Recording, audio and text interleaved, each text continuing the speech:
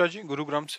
महाराज राधे राधे श्री हरिवंश महाराज जी। महाराज जी, मेरा प्रश्न है कि संस्कारी और गुणी संतान की इच्छा है, इसके लिए मार्गदर्शन करें, कैसे हम क्या। कुछ समय तक ब्रह्मचर्य रहिए, नाम जप कीजिए, मतलब कुछ समय तक तो ब्रह्मचर्य एकत्रित कीजिए, परिपक्व कीजिए उसे, और फिर भगवान का चिंतन करते हुए एकादशी, द्वादशी, नौ दुर्गा, जन्माष्टमी, रामनवमी, जो पवित्र उत्सव है, शिवरात्रि, इनसे बचिए। जो पवित्र उत्सव है भगवान के, इनमें संयोग मत कीजिए, और दिन में कभी संयोग मत कीजिए। और भगवान से प्रार्थना करते हुए, जब आप, जैसे भगवान कश्यप जी, अपनी तो आयु भी उतनी नहीं जितना उन्होंने ब्रह्मचर्य, 10,000 वर्ष तक ब्रह्मचर्य रहे भगवान कश्यप जी। और फिर जब उन्होंने विनता के गर्भ में वीर्य आधान किया तो 2 पुत्र हुए, अरुण जी और गरुण जी। कितने महान गरुण!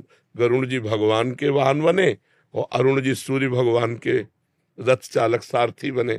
गरुण जी और अरुण जी, जब हम वर्ष 6 महीने ब्रह्मचर्य से रहे, पवित्र आहार, भगवान का नाम चिंतन, और जहां गर्भ स्त्री के आ जाए फिर ब्रह्मचर्य, जब तक बालक उदय ना हो जाए तब तक दोबारा संसर्ग करने से उसके अंदर काम वासना और उसके शरीरों में हीनता, और ये सब कोई गृहस्थी में मान नहीं रहा।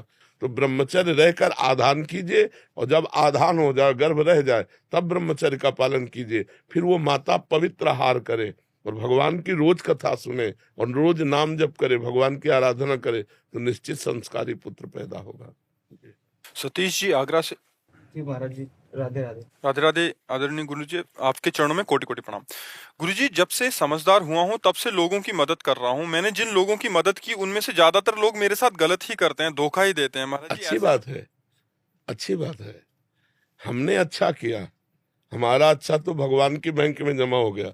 तुमने हमारे साथ बुरा किया, वो हमारा कोई प्रारब्ध होगा, हमारा निकल गया, हमें कोई परेशानी नहीं। महाराज जी, आगे के लिए मार्गदर्शन करें कि हमें क्या करना चाहिए। अच्छा ही करना चाहिए, बुरा सहना चाहिए।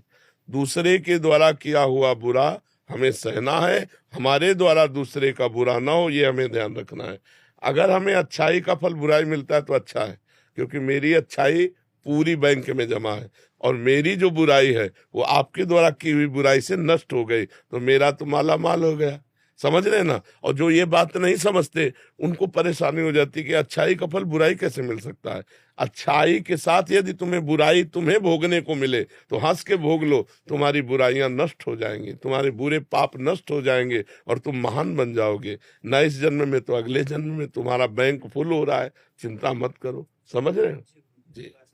हेमा सिंह जी, मथुरा से। राधे राधे महाराज जी।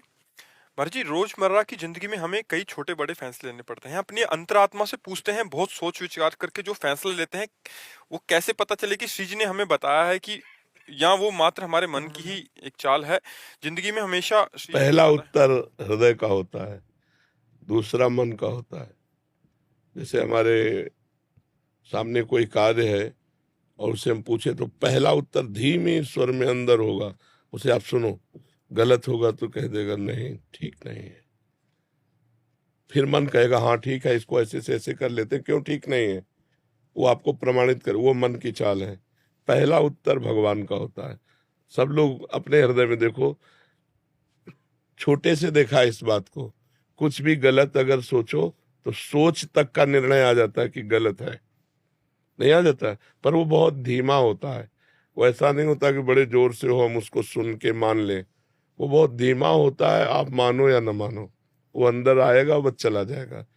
तो सही निर्णय, इसीलिए शास्त्र स्वाध्याय किया जाता है, इसीलिए सत्संग किया जाता है कि हमारी बुद्धि ये समझे कि क्या करना उचित है, क्या करना अनुचित है। और अन्य कार्यों के लिए जब अपने हृदय में भगवान से पूछें तो एक बहुत धीमे स्वर में उत्तर आता है। आपको कभी सुनाई दिया? मैं बहुत सोचती हूँ तो बहुत अलग अलग टाइप। नहीं, वो तो ऐसे नहीं।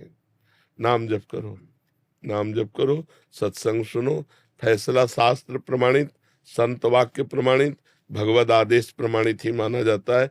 मन प्रमाणित नहीं। मन तो गंदी बातों को भी प्रमाणित कर देता है कि सुख मिलेगा, चलो। गंदी बातों को भी मन प्रमाणित कर, मन की बात, मन मानी आचरण से ही तो दुर्गति होती है। और शास्त्र और संत और सदगुरुदेव और भगवान इनके अनुसार चलने से ही हमें आनंद प्राप्त होगा। तो शास्त्रों का स्वाध्याय करो, सत्संग सुनो और भगवान से प्रार्थना करो, तो आपको सही मार्ग दिखाएंगे। जैसे अर्जुन के रथ की बागडोर पकड़ी, ऐसे भक्त के जीवन की बागडोर भगवान पकड़ लेते हैं और सही रास्ता दिखाते हैं। प्रेमदासी जी वृंदावन से। श्री हरिवंश श्री हरिदास महाराज जी, दंडवत प्रणाम। महाराज जी, संत जनों को जो शारीरिक कष्ट या रोग आदि हो जाते हैं, जैसे हमारे पूज्य गुरुदेव टटिया स्थान वाले महाराज जी काफी समय से, महाराज जी उनका प्रारब्ध है किसी शिष्य जिसकी आर्त पुकार से गुरुदेव उसका कष्ट ले लेते हैं महाराज जी? प्रारब्ध प्रारब्ध है। को न काहू के सुख दुख कर दाता, निज कृत कर्म भोग सुन भ्राता। कभी कभी संत महापुरुष जन किसी निज जनों के प्रारब्ध को ले लेते, नहीं तो शरीर का प्रारब्ध संतों को भी भोगना होता है। अवश्य में भोक्तव्यम, भोगना पड़ता है। इसीलिए संत जन कभी अपने प्रारब्ध को वो मिटा सकते हैं पर मिटाते नहीं। वो भगवत प्राप्ति के लिए अपने भजन को रखते हैं, प्रारब्ध को भोग लेते हैं। भगवान की शरणागति से अनेक जन्मों के जो कर्म संस्कार हों भस्म हो जाते हैं। और शरीर की परवाह किसको है? जो शरीराभिमानी जीव है उसको परवाह होती है। शरीर की परवाह प्रेमियों को थोड़ी होती है। वो तो करोड़ों प्राण हो तो प्रीतम के चरणों में न्यौछावर कर दे। वो तो देहाभिमानी भोगी जनों को शरीर प्रिय है, संतों को शरीर थोड़ी प्रिय होता है। उनको तो जैसे सांप को अपनी केचुल से कोई संबंध नहीं रहता, ऐसे संतों को अपने शरीर से कोई संबंध नहीं रहता। भगवान चाहे सुख में रखे चाहे दुख में रखे, वो समान रहते हैं। उनको सुख में सुखी नहीं, दुख में दुखी नहीं, वो हर समय प्रसन्न रहते हैं। अपने कुंज बिहारी प्रियाधीजू प्यारेजू की प्रेम में डूबे रहते हैं। ये शरीर की तो सब दुर्दशा ही है, ये नासवान है। भजन से इसका कोई लेना देना नहीं। शरीर के दुख सुखों का ये तो आएगा जाएगा, नष्ट होगा। मात्रा स्पर्शास्तु कौन्तेय शीतोष्ण सुख दुखदा आगमा पाइनो अनित्यास्तास्तितिक्षस्व भारत। भगवान कहते हैं ये आने जाने वाले हैं, दुख सुख लाभ हानि गर्मी सर्दी मान अपमान काम क्रोध, इनको सह जाए। ये सहने के लिए अगर भगवान अर्जुन के सामने खड़े हैं, उनको मिटाना होता तो कह देते तू चिंता मत कर मैं मिटा देता हूं, लेकिन ऐसा नहीं कहा। उनका भोग इसको सह जा, तास्तितिक्षस्व भारत, इनको सह जाओ। तो जो हमारे भगवान को प्रिय है वही सेवक को प्रिय है। भगवान को प्रिय तू सह जा, तो हम उसे सह जाते हैं। अगर उनको मिटाना होता तो कह देते तू चिंता मत कर मैं मिटा देता हूं, लेकिन ऐसा नहीं कहा।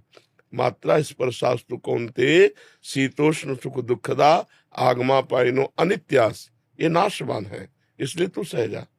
तो तितिक्षस्व भारत, तो इसे सहना ही पड़ेगा। जो बिना व्यथा के बिना दुख को दुख माने सह जाता है वही परम पद का अधिकारी होता है। ये भागवतिक मार्ग है, संसारिक मार्ग तो है नहीं। नहीं हो सकता तुमसे ज्यादा उनको दुख दिया जाए, लेकिन वो उसमें भी तेरा किया मीठा लागे। प्रभु का दिया हुआ हर विधान मंगलमय है। जीव जीव राखत होते हो त्यो रहियत हो हरि। स्वामी हरिदास जी महाराज कह रहे हैं जीव जीव राखत होते हो त्यो रहियत हो हरि जी। पर जी प्रारब्ध तो सभी को भोगना पड़ेगा, एक संसारिक जीव और एक जो परमार्थिक संत या किसी भी वैष्णव। महाराज जी दोनों के भोगने में ये अंतर रहेगा कि वो सह रहा है उस चीज को, या कम ज्यादा भी हो सकता है? कम करेंगे ठाकुर जी? संत जनों को इससे कोई परवाह नहीं होती, ठाकुर जी कम करे कि ना करे, और ज्यादा करके भेज दो, क्या परवाह है। क्षमता भी तो आपको ही देनी है सहने की। सहना है ऐसा समझ में नहीं आता, मतलब ये चैप्टर है नहीं है संतों के दिमाग में। जैसे संसारी आदमियों के दिमाग में चैप्टर है, जैसे सुख है वैसे दुख है, कोई परवाह नहीं। ये चैप्टर है नहीं दिमाग में। ठीक हो जाए नहीं ठीक हो, कोई उसमें से कोई मतलब नहीं रहता। वो अपनी एक अलग उनकी ध्वनि होती है, अलग चाहत होती है, अलग उनका देश होता है, अलग शरीर होता है। इस शरीर से कोई मतलब नहीं रहता। अब वो स्थिति हो, जैसी जैसी स्थिति होती है वैसा ही अनुभव में आता है।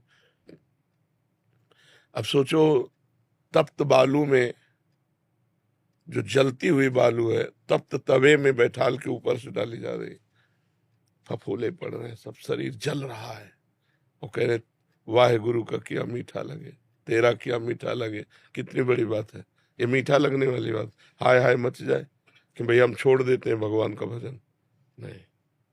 प्रहलाद जी को कितना कष्ट दिया गया, लेकिन उन्होंने भगवान का भजन छोड़ा क्या? नहीं, बहुत आनंद मगन होकर। पर वो क्षमता भी तो भगवान देते हैं, अगर कष्ट देते हैं तो क्षमता भी देते हैं।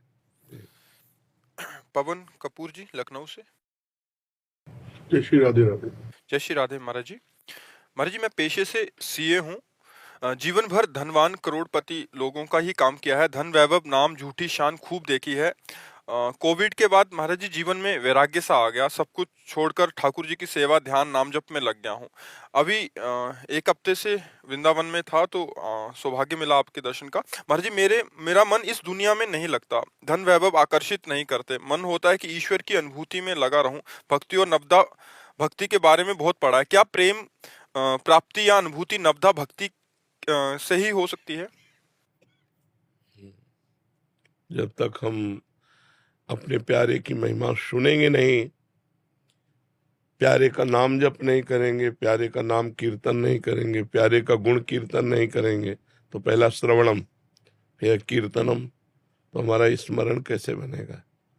स्मरण तभी बनता है जब उनके नाम का जप, नाम का कीर्तन, लीला कथा का गायन, लीला कथा का श्रवण, पहली भक्ति श्रवण है। तो श्रवणम कीर्तनम स्मरणम, बार बार उनकी याद, पाद सेवनम उनके चरणों की सेवा, अर्चनम विविध पदार्थों से उनकी अर्चना, साष्टांग दंडोत बंदनम, सख्य मेरे प्रीतम है, मेरे मित्र हैं भगवान, आत्मनिवेदनम दास्य आत्मनिवेदन। ये 9 प्रकार की जब भक्ति होती तब प्रेम लक्षणा। श्रवण कथन सुमिरन सेवन चित लावही, अर्चन बंदन अरुदासंतन सख्य और आत्मा समर्पण, ये 9 लक्षण भक्ति बढ़ाई, तब 3 प्रेम लक्षणा पाई। पाई रस भक्ति गूढ़ जुग जुग जग दुर्लभ भव इंद्रादि विधिम, आगम और निगम पुराण गोचर सहज माधुरी रूप निधिम। तो इस नवधा भक्ति से ही 10धा प्रेम लक्षणा की प्राप्ति होती है। अपने कानों को प्रपंच सुनने से बचावे, खूब भगवत चर्चा सुनावे। अपनी जबान को प्रपंच वार्ता से बचावे, न किसी की निंदा करनी है, न किसी के दोष वर्णन करने हैं, न किसी के विषय में बात करनी है, बस भगवान के विषय में बात करनी है, भगवान का नाम कीर्तन करना है, अपने प्यारे की चर्चा करनी है। श्रवणेन्द्रिय और वाकेंद्रिय इन दोनों को संभाले और नेत्रेंद्रिय से सब में भगवान की भावना करनी है, तो हमारा स्मरण चल पड़ेगा। जहाँ स्मरण चला तो फिर जो सुख मिलता है वो वही हृदय जानता है जिसमें भगवान का स्मरण होता है, दूसरा संसारी आदमी नहीं जान सकते। वे एक अलौकिक आनंद, अलौकिक शांति, कुछ चाह नहीं, कोई प्रश्न नहीं, कोई मतलब एक अलौकिक स्थिति होती है। जब स्मरण भगवान का चल रहा है तो वह एक डर यही लगता है ये न छूट जाए। बड़े जन्मों से भटकते भटकते सबकी कृपा हुई हमारे ऊपर, सबकी, भगवान की, गुरु की, इष्ट की, शास्त्र की, चराचर जगत की हमारे ऊपर कृपा हुई, तो हमें स्मरण रूपी धन मिला। अब ये स्मरण रूपी धन कहीं काम क्रोध लोभ मोह मद मत्सर ये छीन न ले जाए, बस वो ये एक डर है तो इस बात का है कि अपने भजन को संभालता रहता है कि कहीं भजन छूट न जाए, कहीं भजन रुक न जाए, कहीं भजन लुट न जाए, ये काम क्रोध आदि हमें फंसा ले, हमारे भजन को लूट ले, इससे वो डरता रहता है। और बस महाराज जी ऐसी स्थिति के बाद भी ये डर बना रहता है, और ऐसा माया फंसा सकती है? हाँ फंसा। महाराज जी मेरी 2 बेटियां हैं, एक बेटी की शादी अभी हमने देखो जब प्रेम की बात की तो बेटी बेटा की नहीं ना, अब नहीं, प्रेम अंतिम बात होती है। प्रेम में केवल हम और प्रभु सामाजिक जिम्मेदारी नहीं, प्रेम एक अलौकिक है। सुत बनिता आदि जान स्वार्थ रत ना करुणे सभी ते, प्रेम शब्द की अगर आप कर्तव्य के विषय में प्रश्न करते तो मैं सुन लेता, प्रेम में नहीं।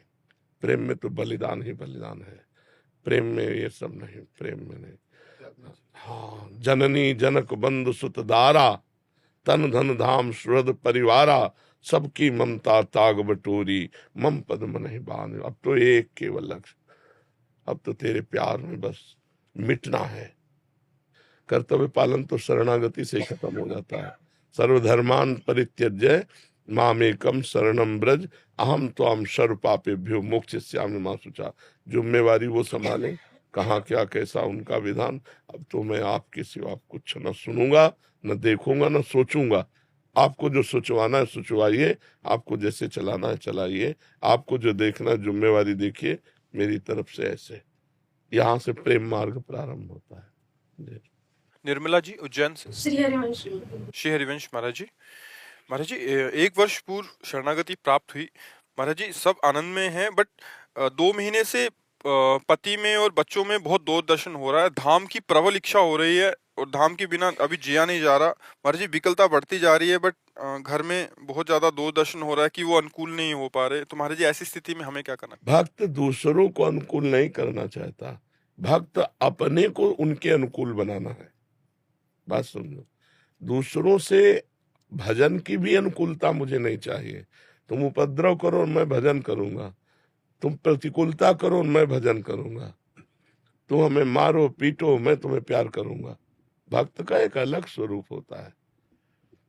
जब हमारे पति हैं, हमारे पुत्र हैं, हमारे परिवार हैं और हम भजन में हैं, तो हमको उनको अनुकूलता देनी है, उनसे अनुकूलता नहीं चाहिए, क्योंकि वो तो संसार में है और हम प्रभु में हैं।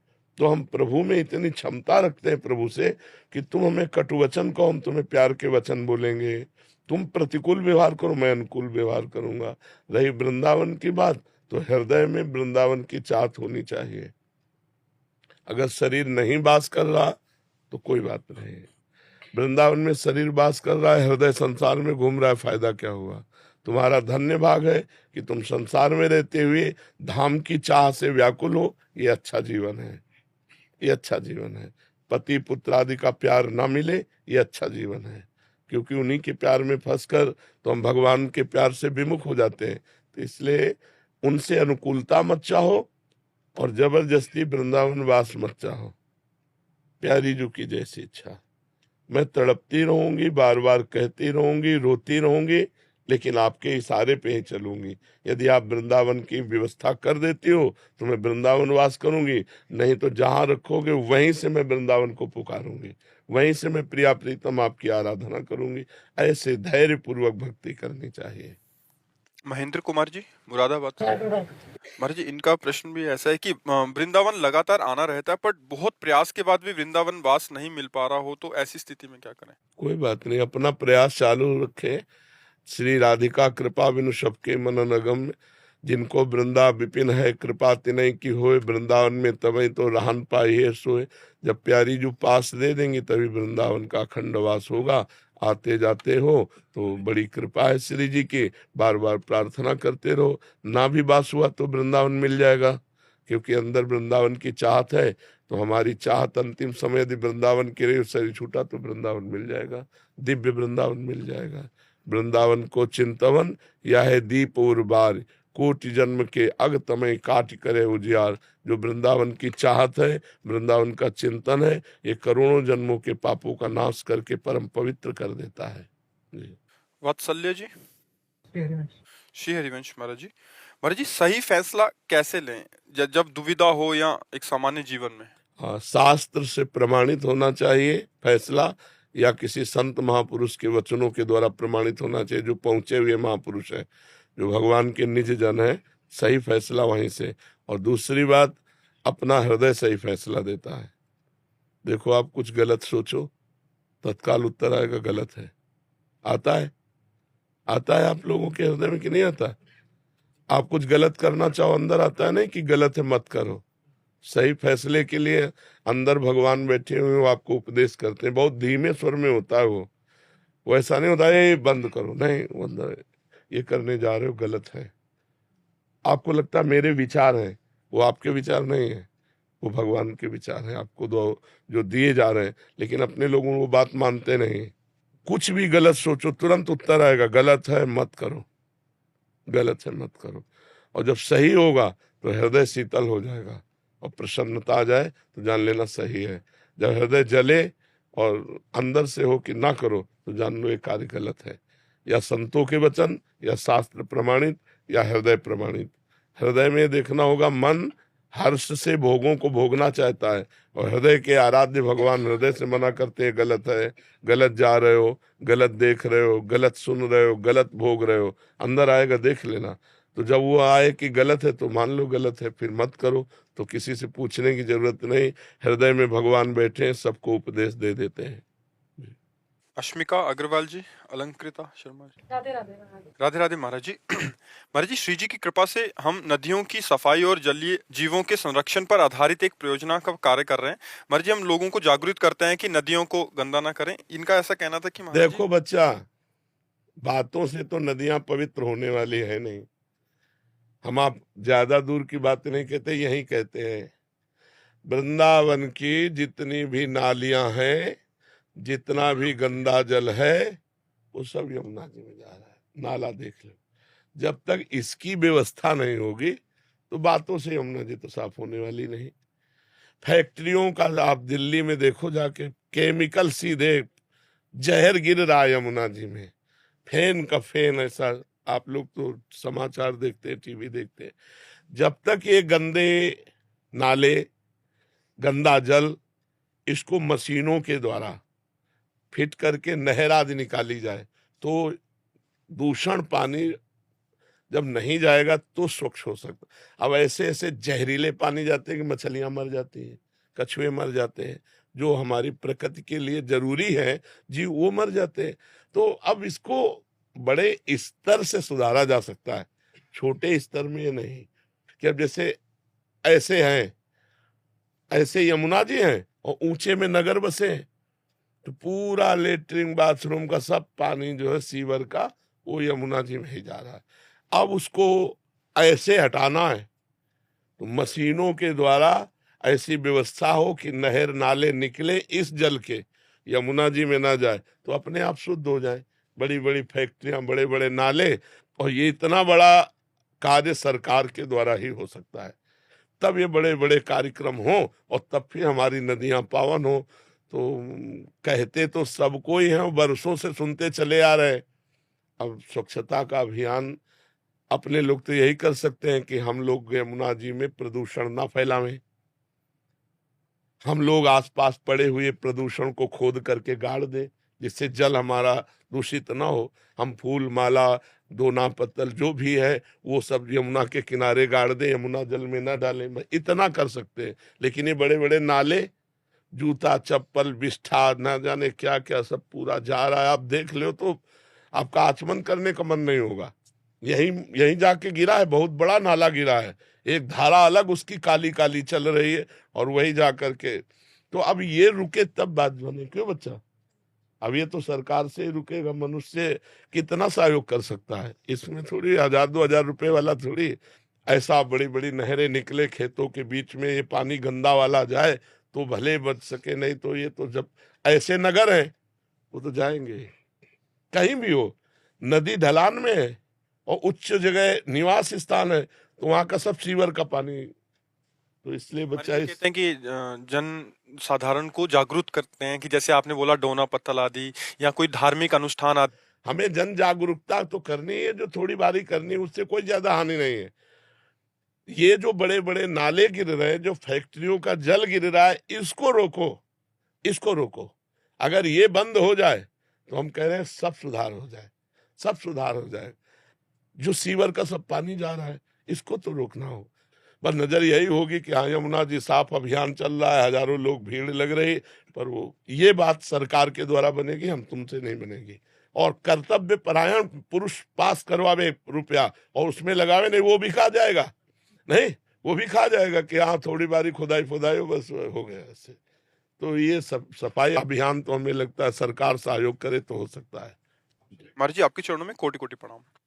महाराज जी, ये प्रश्न जो है, ये कह रहे हैं कि दीक्षा के बाद अगर बहुत व्यभिचार या ऐसे नशे आदि में थे, कृपा से सत्संग सुना और छोड़ दिया और शरणागति मिली, फिर जब किसी कुसंगवश फिर उन्हीं विषयों में जाना हो जाए तो दुर्गति हो जाएगी। हाँ महाराज जी, बहुत सारे ऐसे प्रश्न आ रहे हैं। दुर्गति हो जाएगी, पक्का हो जाएगी। अगर आपसे पाप बनते रहे और आप शरणागत हो गए और अब लो नशानी अब ना नशे अब नहीं करूंगा, तो सब माफ हो जाएंगे। और अगर फिर करने लगे तो दुर्गति हो जाएगी पक्का। क्योंकि अब तो रजिस्टर्ड पाप हो रहे हैं, गुरु बनाकर पाप कर रहे हो, रजिस्टर्ड पाप है। संसार में पाप हुए, गुरु की शरण में आ गए, क्षमा हो गए। अब गुरु की शरण में आके शरणागत होकर पाप करोगे, वो रजिस्टर्ड पाप हो जाएंगे, उनको भोगना ही पड़ेगा। लिखा है उन्होंने कि जलन हो रही है, सांसारिक पिटाई जलन खूब से चल केवल रही है। नहीं मिटने वाले, ये तो नरक भोगना पड़ेगा। ऐसे कोई खिलवाड़ थोड़ी, तुम मनमानी पाप करो। अब आप सॉरी बोल दो किसी का कत्ल करके, तो सॉरी मानी जाएगी क्या? तो ऐसे ही जानते हो कि पाप कर्म है, और फिर गुरु की शरण में हुई कि अब नहीं करूंगा, और फिर जान करके पाप कर रहे, तो सॉरी बोलने से थोड़ी होगा, जलन होने से थोड़ी होगा, उनको भोगना पड़ेगा, उनको भोगना पड़ेगा। अभी होश में हो जाओ, अभी भगवान से प्रार्थना करो और नाम जप करो, मंत्र जप करो, गंदे आचरण ना करो, तो शायद कृपा हो जाए, नहीं तो फिर तो भोगना ही पड़ते हैं। वज्र के समान मजबूत पाप हो जाते हैं, इनको भोगना पड़ता है। फिर शरणागत होने के बाद हर जीव को समझ लेना चाहिए, ऐसे गुरु मंत्र नहीं लेना चाहिए। जब तक अपने में कंट्रोल ना हो तब तक गुरु मंत्र नहीं लेना चाहिए। कि अब मनमानी आचरण करो गुरु बना के, तब तो वो हरे भरे और होंगे, और भोग भोगना पड़ेगा तुम्हें, और दंड भोगना पड़ेगा। गुरु बना के पाप करो तो दंड नहीं भोगना पड़ेगा। कम से कम पाप हुए तब गुरु बना लिया तो मुक्त तो हो गए, लेकिन गुरु बना के पाप किए तब तो फिर और ही परेशानी है।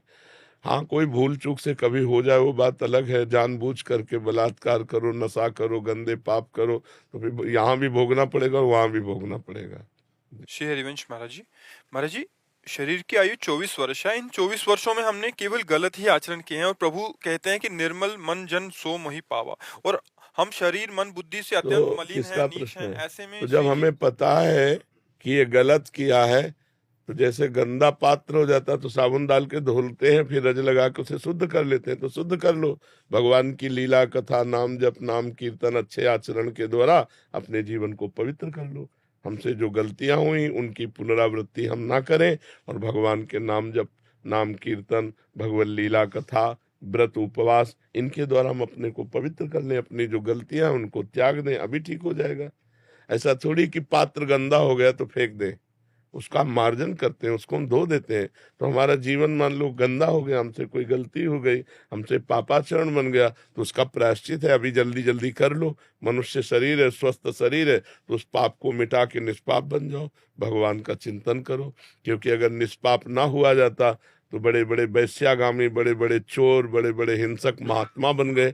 हमारा इतिहास कहता है, भक्तों के चरित्र कहते हैं। तो हम तो 100-200 ग्राम है, जब किलो 2 किलो वालों को पवित्र कर दिया तो 150 ग्राम वाले तो पवित्र हो ही जाएंगे। हम तो हम सर्व पापेभ्यो मोक्षयिष्यामि मा शुचा, भगवान कहते हैं मेरी शरण में हो जाओ, मैं तुम्हें पावन कर दूंगा। तो भगवान की शरण में होके नाम जप करो, नाम कीर्तन करो, भगवान लीला कथा सुनो, भगवान की लीला कथा गाओ, भगवान की सेवा घर में विराजमान करके करो, पवित्र हो जाओगे जी।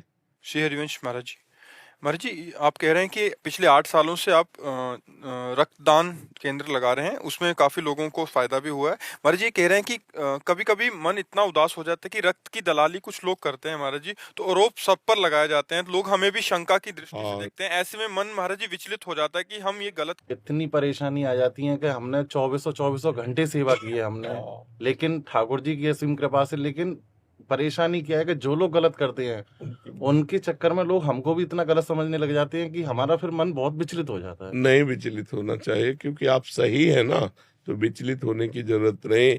अच्छा, लोगों का कहना भी सही है, क्योंकि लोग गलत करते हैं। मान लो रक्त लेते हैं दान के रूप में और उसको बेच देते हैं, तो फिर अब लोगों की तो दृष्टि वही होगी। तो अगर एक आपके डिपार्टमेंट में कोई गलत हुआ, कहते ना एक मछली मर जाए तो पूरा तालाब गंदा कर देती है, तो अपने को सहना कि अपने भाई, किसी भाई के द्वारा गलती हुई तो अपने को भी गालियां पड़ने, लेकिन अपने तो सही है, अपने को टूटना नहीं है। क्योंकि कभी कभी ऐसा होता है कि पैसा देने पर भी रक्त नहीं मिलता, और वो अत्यंत आवश्यक विषय, नहीं तो उसके प्राण चले जाएंगे। मान लो जैसे ऑपरेशन हुआ, अब रक्त की जरूरत है, अब ये रक्त तो ऐसा है कि ग्रुप के अनुसार, ये थोड़ी कि किसी का रक्त किसी के भी चढ़, उसको मिलना चाहिए। तो अगर आप 50 व्यक्तियों का रक्त लिए हैं तो किसी न किसी का ग्रुप मिल जाएगा और उसकी प्राण रक्षा हो जाएगी। तो ये बहुत उत्तम कार्य आप कीजिए। बस ये है कि जब हमारे ऊपर फूल बरसे तो फूले ना, और जब गाली बरसे तो भूले ना कि हमारा कर्तव्य है परहित। मैं गलत नहीं हूं, इसलिए कोई मुझे गलत कहे तो टूटना नहीं, यद्यपि बुरा लगता है पर बुरा को सह जाओ। हाँ, आगे आगे बढ़ो, ऐसे बढ़ो। राधे राधे। राधे राधे महाराज जी। महाराज जी, जब हम लोग पूरी ईमानदारी से अपने काम, अपने रिश्तों को निभाते हैं, उस मेहनत का फल नहीं मिलता, फिर भी हम पूजा पाठ करते हैं पूरे दिल से, बट महाराज जी कभी कभी विश्वास टूटता है आप तो हमें बताओ, अभी खेती बोओगे तो आज ही रोटी दाल उसकी पालोगे क्या? किसका प्रश्न है? अभी खेती बोओगे, गेहूं बोओगे तो आज ही रोटी बना लोगे क्या उसकी? कितनी पूजा पाठ करते हो, कितना जप करते हो, कितना ध्यान करते हो, लेकिन पीछे जन्मों के जो किए हुए पाप कर्म है, उनका जो बनकर प्रारब्ध है, उसको कौन भोगेगा? पीछे की फसल अभी खाओ और अभी की फसल आगे मिलेगी। संत महात्माओं की तुलना में तुम कितना भजन करते हो? तुम्हारे पास तो और भी कर्तव्य कर्म है, और भी व्यवहार है। हमारे पास तो एक ही कर्तव्य कर्म है, केवल भजन। तो हमें भोगना पड़ रहा है, तो तुम्हें भोगना नहीं पड़ेगा। अगरबत्ती धूप बत्ती लगाती हो, इससे तुम्हें भगवान में अश्रद्धा हो जाती है, तो भगवान को नौकर समझा है क्या? फिर अश्रद्धा क्यों? अश्रद्धा शब्द क्यों? अश्रद्धा नहीं है, पर मेरा प्रश्न ये है कि जो आने वाली युवा पीढ़ी है, जो बच्चे हैं, जो देखते हैं, तो उनका विश्वास। हाँ, आने वाली युवा पीढ़ी गर्लफ्रेंड बनावे, बॉयफ्रेंड बनावे, जहर जैसे व्यसन करे, गंदे आचरण करे, भगवान पर श्रद्धा करे, तो नरक जाओ, दुर्गति भोगो। अगरबत्ती लगाने से हमारा प्रारब्ध बदल जाएगा? इतनी बड़ी तपस्या है, पाप किए हो तूफान जैसा, पहाड़ जैसा, और अगरबत्ती के धुआं से पहाड़ उड़ाना चाहती है, उड़ जाएगा क्या? पाप करते समय सोचते हैं भ्रूण हत्या, गर्भ हत्या, बलात्कार, चोरी चोरी, नाना प्रकार के पाप करोगे, जब वो फलीभूत होंगे तब श्रद्धा करो भगवान पे, अश्रद्धा करो, भोगना पड़ेगा तुम्हें। अगरबत्ती लगाओ चाहे धूप बत्ती लगाओ, अवश्य में भोक्तव्यम कृतम कर्म शुभाशुभम। समझ में आ रहा है ना? यह इतना भजन करो कि अपने प्रारब्ध को विध्वंस कर दो, तब देखो। अरे 2-4 माला घुमा लिए, अगरबत्ती लगा, धूप बत्ती है, भगवान को धूप बत्ती चाहिए, भगवान को अगरबत्ती चाहिए, तुम्हारे अच्छे आचरण होने चाहिए। वर्तमान में अच्छे आचरण नहीं है। ईमानदारी से बोलो, जितने लोग बैठे हो, इस जन्म में अगर तुमको न्यायाधीश तुम्हारे कर्मों का आचरण का बना दिया जाए, तो तुम कितना अपने को दंड दे सकते हो? खुद न्यायाधीश बन के देखो तुमने कितनी गलतियां की है और क्या दंड तुम्हें मिला? कुछ नहीं। भगवान की कृपालुता की तरफ देखते हो? नहीं देखते हो। अनंत जन्मों से मनमानी आचरण करते लोग चले आ रहे। अब जब उनका फल आता है, अब इस जन्म में 2-4 अगरबत्ती लगा दी और हमें भगवान पर श्रद्धा हो रही। नौजवानों रास्ता इसी बात का ना, डिप्रेशन में गए, कर ली, ये कर लिया, वो कर लिया, यही परिणाम है। अश्रद्धा का परिणाम यही है। तुम अपने आचरणों को ना देखो, भगवान को देखो। तुम चाहो कि हमें खूब पाप कर्म करें और इसके बाद जो है हमें भगवान आकर गले लगा लें, ऐसा होगा क्या? महाराज जी, ये प्रश्न इन्हीं का नहीं है। ये क्या आजकल क्या हो गया महाराज जी, अनुष्ठान, नाम जप और कोई भी साधना नहीं है, बट जैसे मंदिर गए, मेरा पास हो जाओ हे प्रभु, पास हो जाऊं, पास नहीं हुए तो भगवान ने पास नहीं किया। हाँ, पढ़ाई मत करो भगवान पास कर दे। मैंने मांगा कि मेरा बच्चा ठीक हो जाए, ठीक नहीं हुआ तो अश्रद्धा हो गई भगवान से। क्या फर्क पड़ता है? आकाश के ऊपर थूको, कोई फर्क पड़ता है क्या? तुम्हारे मुंह पे छिट्टियां पड़ेगी आके, भगवान आकाश के समान महान है, उनको क्या फर्क पड़ता? उन्होंने देखो, उन्होंने आपको खेती दे दी, आपको बीज दे दिया, अब आप जो बोओगे वो आपको काटना होगा। आपने पसंद किया बम्बूल, तो बम्बूल जगेगा उसमें बोया जो आपने।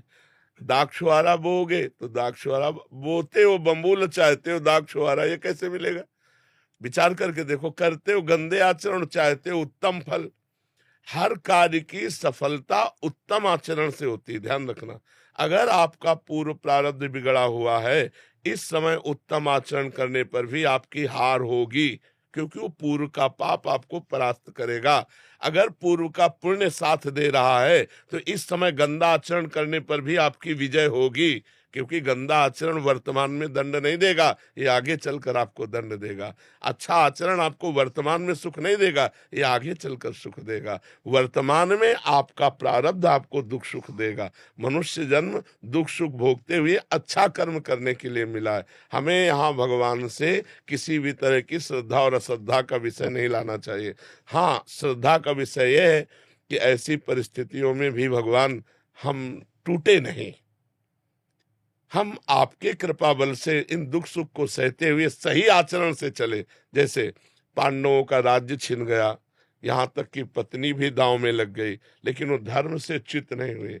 12 वर्ष का वनवास, 1 वर्ष का अज्ञातवास, लेकिन धर्म से च्युत नहीं हुए। ये भगवान की कृपा। उन्होंने कभी भगवान को नहीं कोसा। हम लोगों की क्या आराधना है, बेमतलब भगवान पर श्रद्धा की बातें करते रहते हैं। भगवान क्या है, महान है, वो एक महान पावर है। आप अब देखो, बिजली को गाली दो, कनेक्शन सही हो ना, आपके बोर्ड में बिजली आ रही है, आपने 2 तार ऐसे लगाए और वो कनेक्शन सही नहीं हुआ, अब ऑन ऑफ करते रहो, बल्ब सही है, तार भी सही है, प्लग भी सही है, बोर्ड में बिजली है, लेकिन वो ऑन नहीं होगी, जलेगी नहीं। क्यों? कनेक्शन सही नहीं। वो पावर है, परमात्मा पावर है, उससे सही कनेक्शन करो, सही आचरणों के द्वारा, पवित्र भोजन, पवित्र आचरण, पवित्र विचार, पवित्र नाम जप करते हुए, तो देखो आपके अंदर पावर आ जाएगा। बड़े से बड़े दुख को मुस्कुराकर सहोगे और जय बोलोगे, अश्रद्धा नहीं होगी, जय बोलोगे। देखो ठाकुर हरिदास जी चैतन्य महाप्रभु के परिकर में हरे कृष्ण 3 लाख नाम जप करते हैं। यवन बादशाह को काजियों ने भर दिया तो उनको बंदी बना लिया गया और कहा गया कि आप यवन कुल में जन्मे हो, तो उनको सजा दी गई 22 बाजारों में कोड़े मार मार करके उनको मृत्यु दंड। कोड़ा जब लगता तो कहते हरि बोल, जय हो प्रभु आपकी। यह भक्ति, यह भक्ति। हरे कृष्ण बोल रहे हैं, भगवान का नाम जब, ये कोई अपराध है? और दंड उसका क्या है? 22 बाजारों में मार कोड़े मृत्यु दंड। लेकिन हरि बोल, जब जल्लाद कहते हरि बोल कहता है तो मुस्कुरा देते, तूने भी हरि बोल कहा ना, तेरा भी कल्याण हो जाएगा। जो वास्तविक भगवान के पावर से जुड़ गए हैं, देखो ये है पावर। प्रहलाद जी को आग में रखा जा रहा है, जय श्री हरि। यहाँ हमारी क्या है, हमारी छोटी सी बात नहीं बनी, हमारे कर्म के अनुसार तो हम भगवान पर श्रद्धा कर ले। ये नौजवानों की आज जो बुद्धि बिगड़ रही ना, ये अश्रद्धा के कारण ही तो बिगड़ रही। अगर वो श्रद्धा करके माता पिता के चरण छूते, श्रद्धा करके अध्यात्म को स्वीकार करते, तो ना तो व्यभिचार में जाते, ना व्यसन में जाते, अपनी पढ़ाई को पढ़ते, अपने कर्तव्य को पूरा करते, अच्छे नंबर लाते। भाई अपने चैप्टर में बुद्धि तभी लगेगी जब हमारी बुद्धि शुद्ध होगी, एकाग्र होगी। अब व्यभिचारी की बुद्धि शुद्ध होगी क्या? अपवित्र बुद्धि। व्यभिचारी की बुद्धि एकाग्र होगी क्या? नहीं, चंचल बुद्धि। व्यभिचारी की बुद्धि व्यसन रहित होगी क्या? नहीं, नशेबाज। तो नशेबाज, व्यभिचारी और चंचल बुद्धि वाला किसी भी चैप्टर को कंठस्थ नहीं कर सकता, किसी भी विषय में सफल नहीं हो सकता। ये लोग कैसी बातें करते हैं, भगवान पर श्रद्धा नहीं, ऐसे नहीं चला जाता। ब्रह्मचर्य से रहो, पवित्र आचरण करो, पवित्र भोजन करो, एकाग्रता पूर्वक पढ़ाई पढ़ो, हर विषय में पास हो जाओगे, हर विषय में पास हो जाओगे। तुम्हारे ग्रंथ तो इतने, हमारे ग्रंथ तो इतने मोटे मोटे हैं, और सूक्ष्म विषय है, तुम्हारा तो स्थूल विषय है। यही राष्ट्र का विषय होगा, विश्व का विषय होगा, हमारा विश्वात्मा का विषय है, विश्व से अलग विषय है। ये विश्व में जो दिखाई दे रहा उससे अलग विषय है, हमारा सूक्ष्म विषय है, उसको पढ़ना है। अब ब्रह्मचर्य नहीं रहोगे तो बुद्धि शुद्ध नहीं रहेगी। आहार गलत करोगे, बुद्धि से। अब आजकल के नए नए बच्चे वो क्या कहते हैं, वो जो सेमई जैसा होता है, हाँ लूडन, ये हार रह गए हैं, नहीं रह गए। 1 किलो मठा और 4 रोटी और उसमें हरी धनिया का नमक मिला खाओ, दंड बैठक मारे तो समझ में आवे नहीं। अब इतनी सी चाय पी लिए और ये चाउमीन खा करके गुजारा कर रहे और अपने को स्वस्थ रखना चाहते हो। अरे नहीं, 100-200 ग्राम घी जाए, पचे शरीर में, 1-2 लीटर शुद्ध दूध जाए, दंड बैठक मारो, 2-4 किलोमीटर दौड़ो, पवित्र आचरण करो। अभी देखो नौजवानों की बुद्धि तेज सब बढ़ जाए। अब इधर उधर का गंदा भोजन पाओगे, दूसरे का मांस खाने से चर्बी बढ़ सकती है, आत्मबल नहीं। पवित्र आहार करोगे तो माना तुम्हारी चर्बी नहीं रहेगी, लेकिन आत्मबल बढ़ेगा, तुम्हारी बुद्धि बढ़ेगी, तुम प्रखर बुद्धिमान होगे। इसलिए दोष भगवान को न दो, अपने को सुधारना है, उनसे कृपा मनाओ कि हमारी बुद्धि शुद्ध हो जाए और आप में कभी अश्रद्धा न हो। कितने करुणा में भगवान ने क्या बिगाड़ा है आपको, आप विचार करके देखो। आपका शरीर भगवान ने आपको दिया, बुद्धि भगवान ने दी, सब कुछ भगवान ने दिया, आपसे लिया क्या? फिर अश्रद्धा किस बात की? तुम्हारी क्या है? एक रोम भी तो तुमने नहीं बनाया।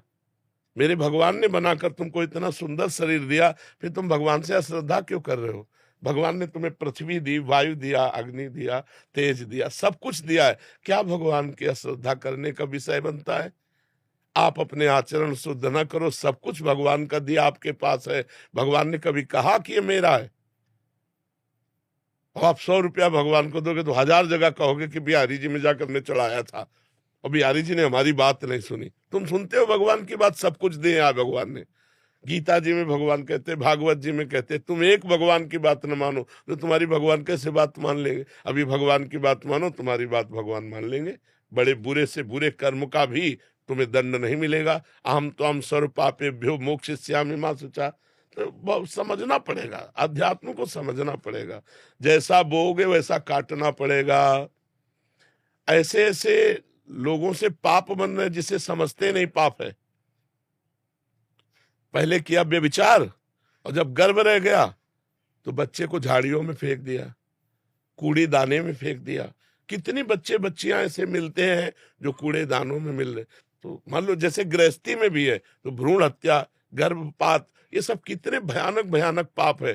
कोई बिरला ऐसी होगी, खुली बात कह रहा हूं, कोई बिरला ऐसी माँ बहन होगी जो गर्भपात न कराए। अब फिर उसका दंड, गर्भस्थ शिशु की हत्या बहुत बड़ा पाप है। इसको कौन मान रहा है? गृहस्थ कौन मान रहा है? तो फिर दंड जब मिलेगा तब।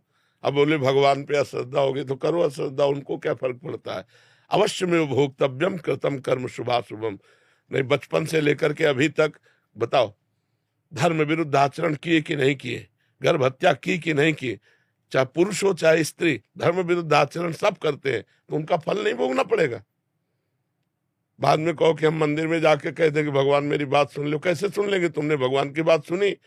भगवान जब कह रहे हैं कि 25 वर्ष तक ब्रह्मचर्य रहो, फिर जब ब्याह हो जाए, पाणी ग्रहण हो जाए, जय जय वर्ष में, तो गृहस्थी धर्म में फिर अपने ब्रह्मचर्य को तोड़ो। कौन रह रहा है? सबसे पहला आश्रम सबका है ब्रह्मचर्य, फिर गृहस्थ, फिर वानप्रस्थ, फिर सन्यास। कोई चल रहा है? अभी उठ के खड़े होना नहीं आता, बॉयफ्रेंड हो गए। हाँ, उठ के खड़े होना नहीं आता, बॉयफ्रेंड हो गए, गर्लफ्रेंड हो गए। अब ये बच्चे बर्बाद हो जाएंगे कि नहीं हो जाएंगे? जिनका उद्देश्य ही अभी पक्का नहीं बन पाया, पढ़ाई लिखाई में जहाँ माइंड लगना चाहिए वहाँ गंदी बातों में माइंड लग गया। अब कैसे? अब इसके बाद कहो हे भगवान, हे दुर्गा देवी, हे भैरव बाबा। तो फिर अब इसमें कोई सुनने वाला नहीं। तुमने सुना नहीं तो फिर वो तुम्हारी नहीं सुनेंगे। 1 किलो लड्डू भी चढ़ाएंगे, वो भी गए। तो अनंत ब्रह्मांडों को भगवान भोजन दे रहे, पशु पक्षी सबको भगवान दे रहे। यार तुम उनको 1-2 किलो लड्डू से फुसलाना चाहते? महाराज जी ऐसे ही हो गया है आज। देखो, एक चुल्लू पानी में वो फुसल जाने वाले हैं, एक तुलसी दल में फुसल जाने वाले हैं, पर ईमानदार के हाथ से। बेईमान के हाथ से करोड़ों का भोग लगा गया दुर्योधन ने। महल में करोड़ों की भोग की व्यवस्था अरबों की थी, भगवान देखा भी नहीं। और विदुरानी के हाथ के केले के छिलके पाए जाके तुरंत, घंटा 2 घंटा नहीं, वहां से हटने के बाद सीधे विदुरानी के घर गए। दुर्योधन से कहा मुझे भूख नहीं है, और वहां जाके कहा भूख लगी लाओ।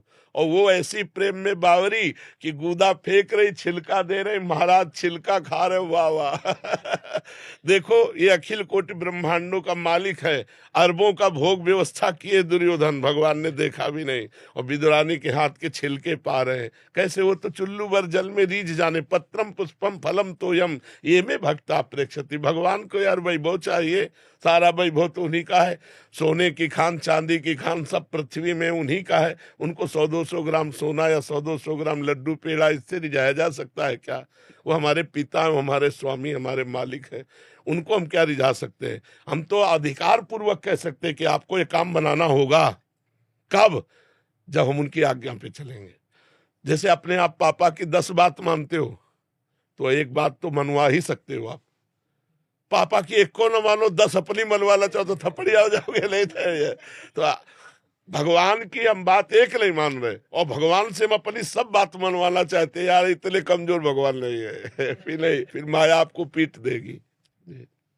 ओम श्री गणेशाय नमः, श्री सरस्वत्यै नमः, श्री वेद पुरुषाय नमः, श्री गुरुभ्यो नमः। अजस्य पीतवर्णस्याद्यजुर्वेदोक्षसूत्रधृक् वामे कुलशपाणिस्तु भूतिदो मङ्गलप्रदा गुरुर्ब्रह्मा गुरुर्विष्णु गुरुर्देवो महेश्वरा गुरुर्साक्षात् परब्रह्मा तस्मै श्री गुरुवे नमः। हरिः ॐ सापीनागरिन्दुवस्याता घृतैर्बोधयता तिथिम् आस्मिन् हवियाजुहोताना सुसामिद्धाय शोचिके घृतन्ति परञ्जुहोताना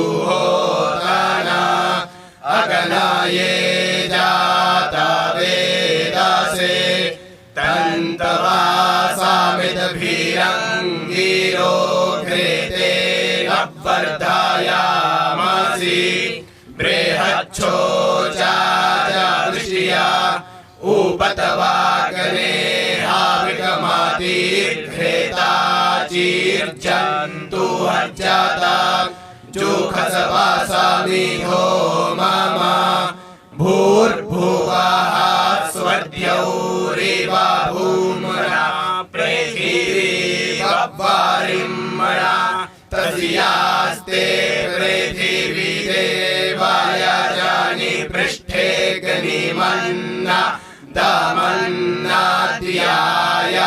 दधे आयङ्गौः कृष्णीरकरामि दासादन्मातरं पुरः पितरं च प्रायन् स्वाहा अन्तश्चरतिरोचनास्य प्राणादपानति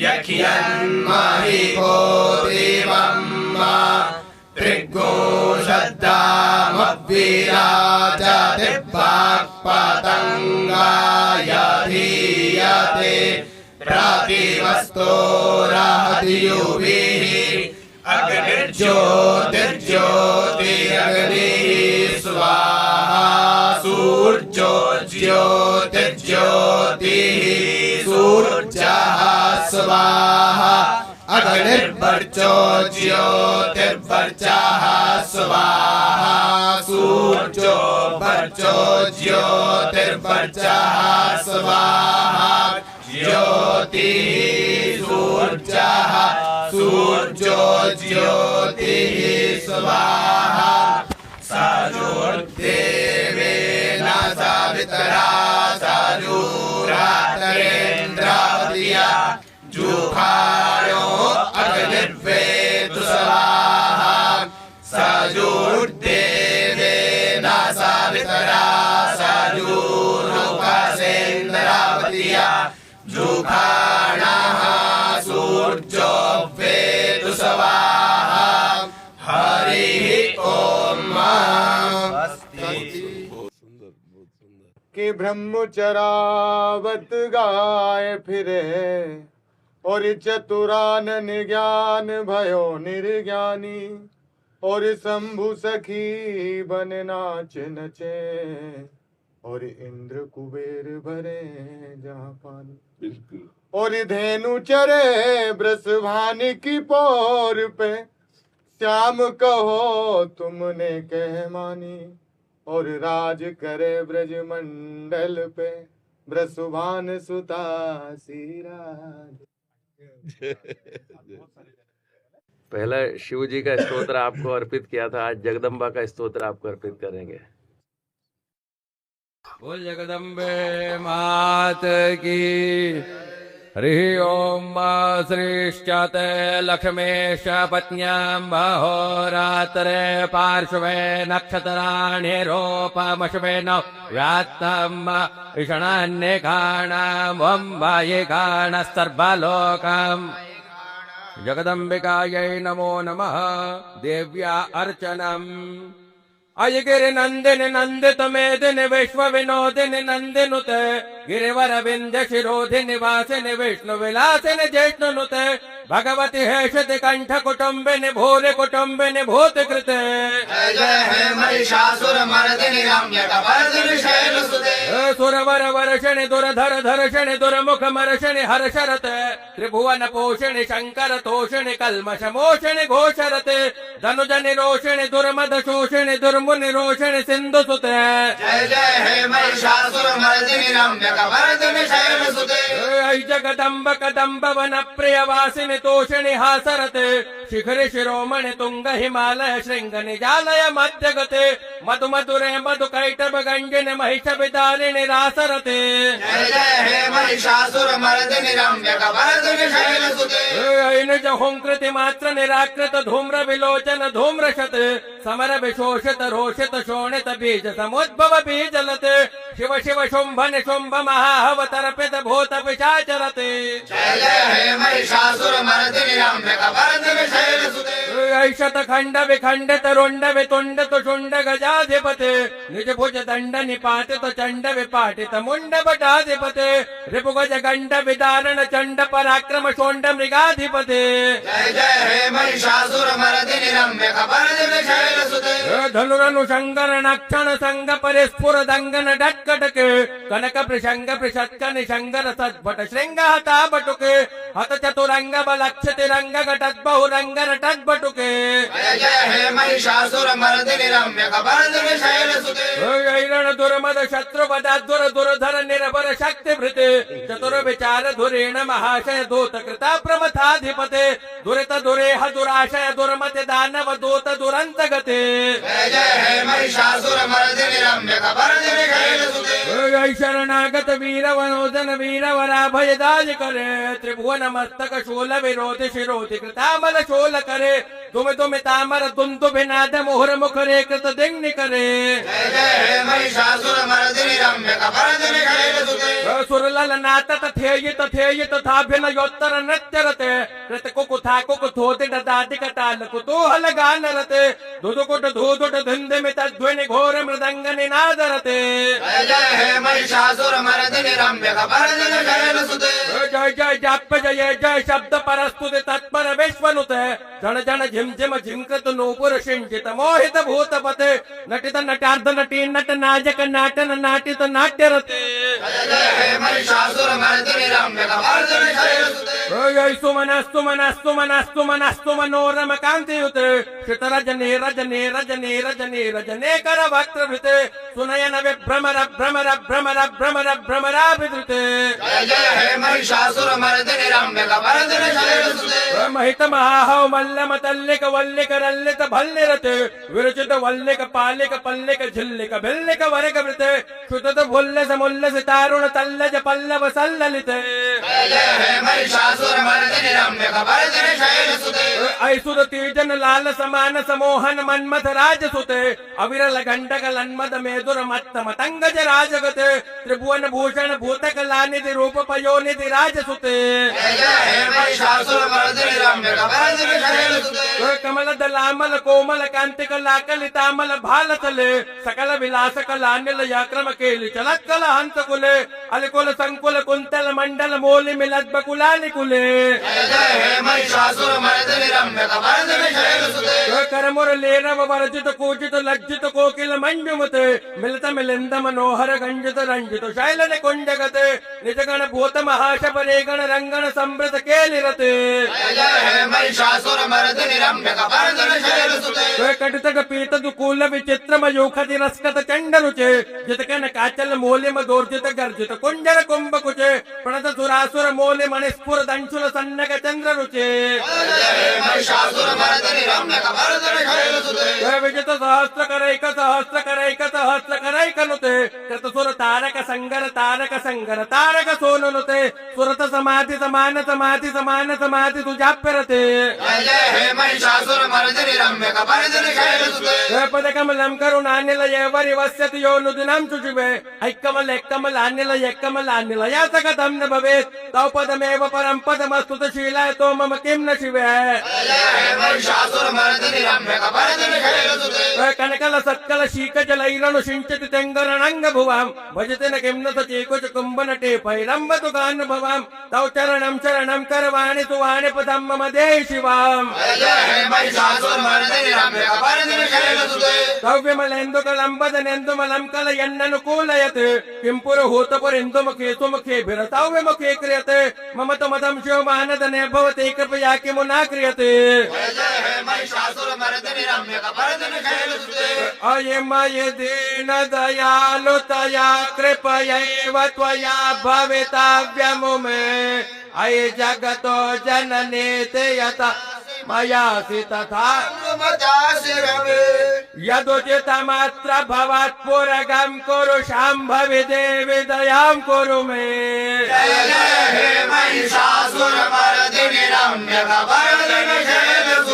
मारम्यकपरदिनि शैलसुते मारम्यकपरदिनि